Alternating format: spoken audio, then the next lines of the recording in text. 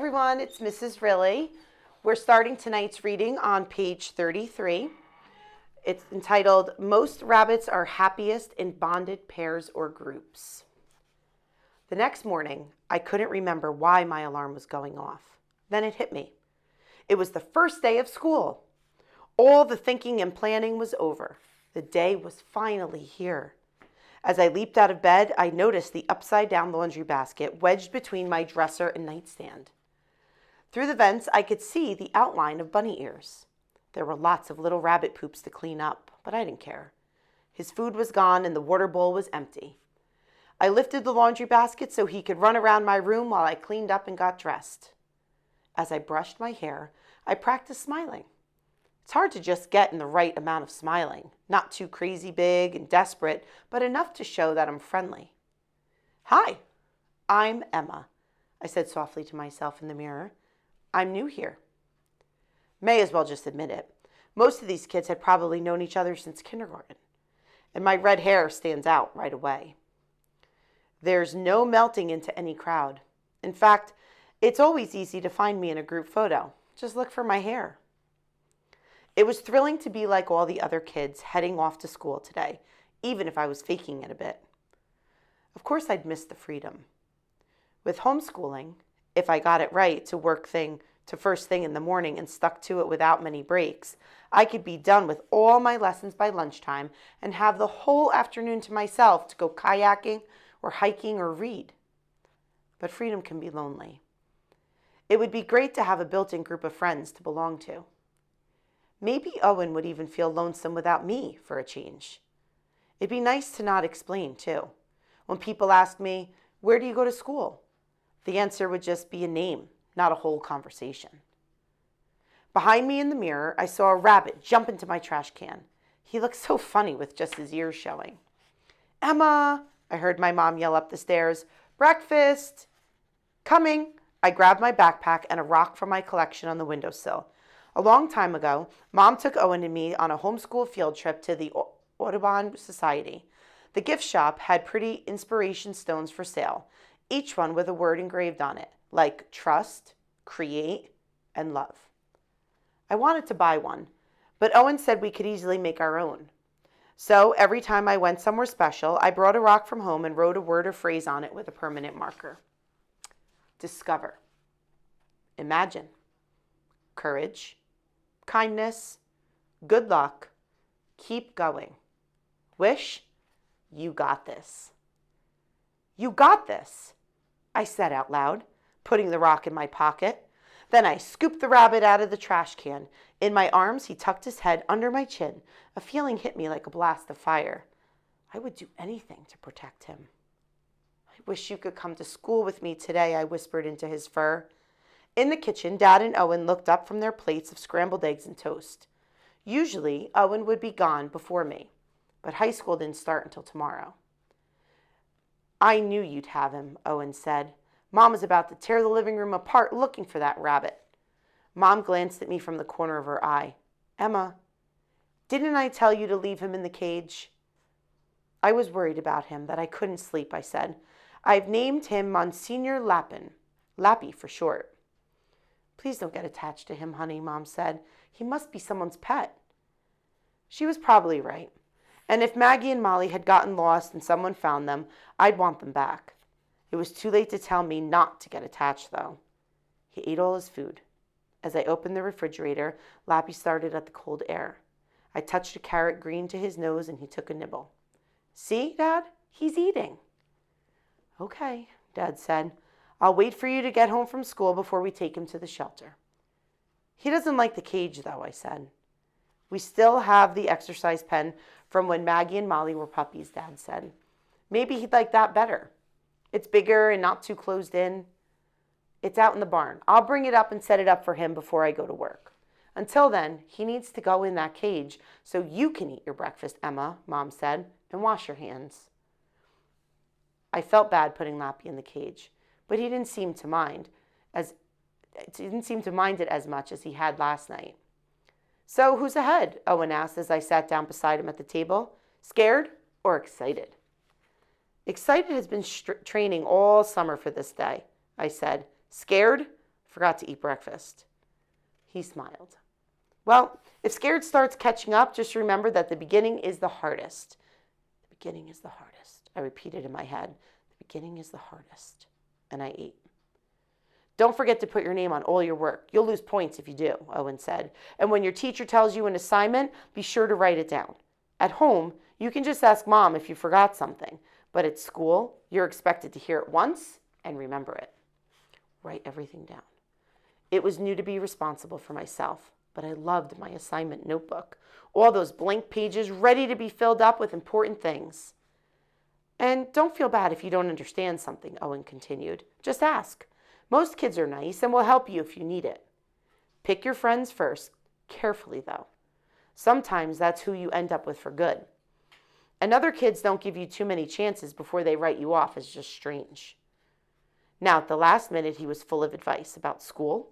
I knew Owen was trying to help, but he was telling me things that I hadn't even known to worry about. As I came over to say goodbye, Lappy pushed his nose between the bars of the cage. I'll see you this afternoon, I promised, giving his fur a little rub. Outside on the front porch, Mom took my photo. I grinned and stuck a pose with my brand new backpack at my feet and my arms up in the air in a big V. Have a great day, Mom said, giving me a hug. I hoisted my backpack onto my shoulder. Felt light.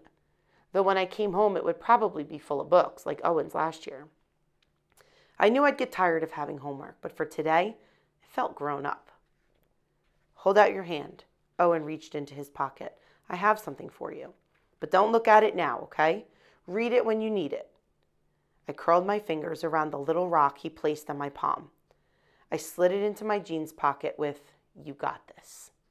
"Thanks," I said. "See you this afternoon." Walking down the driveway, my toes were getting cold, and I could smell a hint of wood smoke on the breeze. I huffed hard to see my breath. In our yard, our apple tree was loaded with apples. Some had already dropped in a pile around the trunk, and a few sunflowers were still peeking above the deer fence in the garden. And across Moose Alley, the trees were turning. Some trees turn all at once, from bright green to hazy yellow-green, then bright yellow.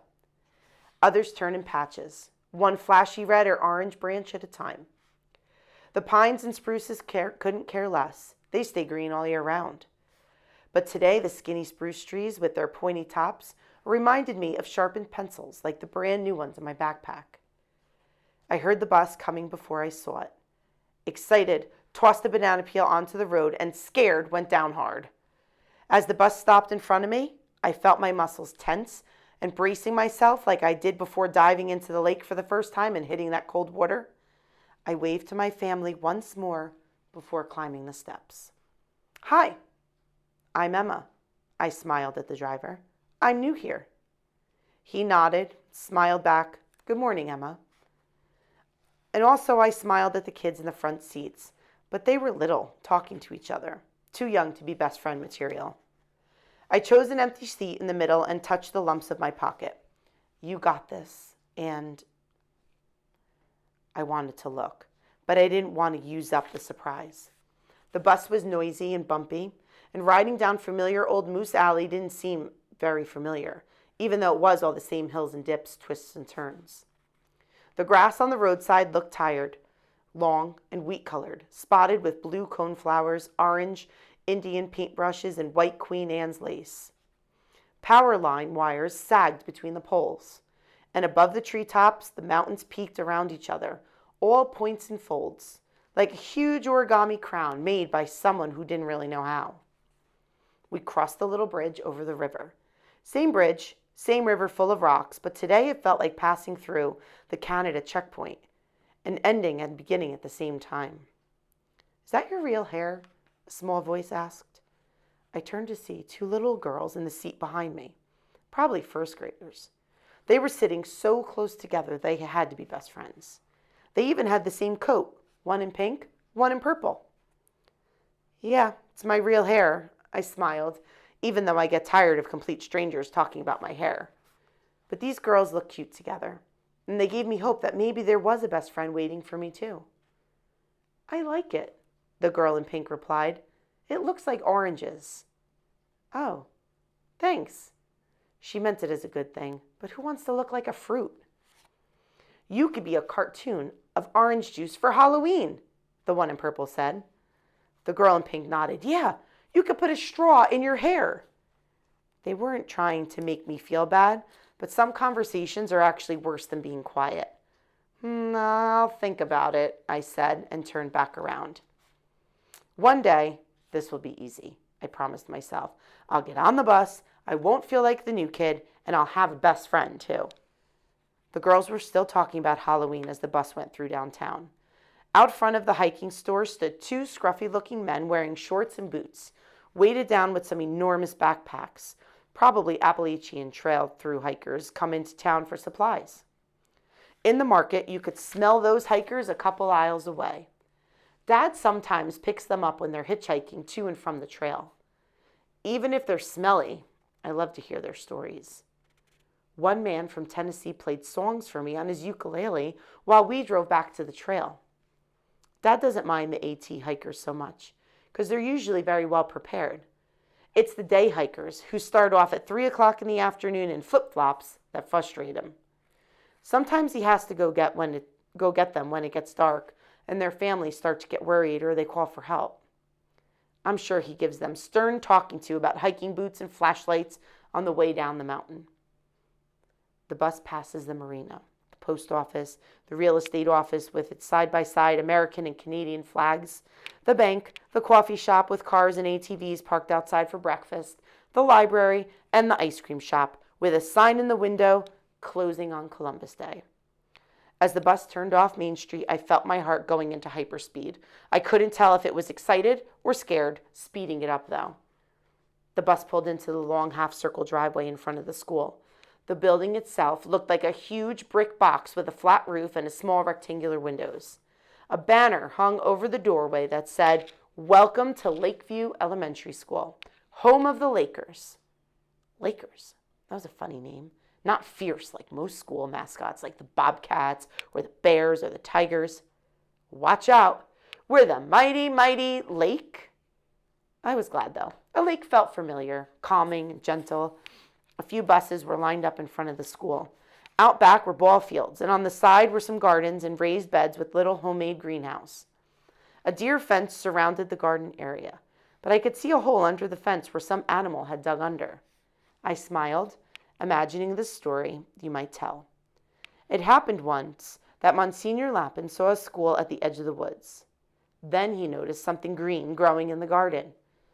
I'll go have a look myself, he thought, twitching his nose. And a taste. He tricked some other animal into doing the work, though. Maybe he'd come up stinky black and white, Madame Morfette. I hear there are tasty grubs under that fence, Monsignor Lapin would say. I'll come back later and eat them. You go on, Madame Morfette would say, waiting for him to leave. Then she'd dig and dig until she'd dig a big hole and not find a single grub. When I see him, I'll give him a big spray with my tail, she'd grumble, waddling away to the woods.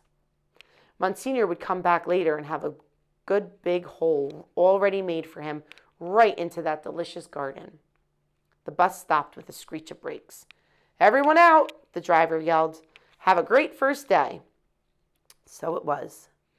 Just thinking about Peperi and his stories made me feel even braver. I picked up my backpack and followed the other students up the bus aisle and down the walkway. There were kids everywhere, kindergartners to fifth graders, rushing and laughing and talking really loudly to each other. Before I stepped into the school, I decided I had earned a peek at Owens Rock. I stepped off to the side of the walkway to let the other kids pass by. He'd written B on one side. I imagined what could be on the other side. Be brave. Be happy, be strong, be. I squeezed the rock tightly in my hand before turning it over. Yourself. Thanks for watching. Bye.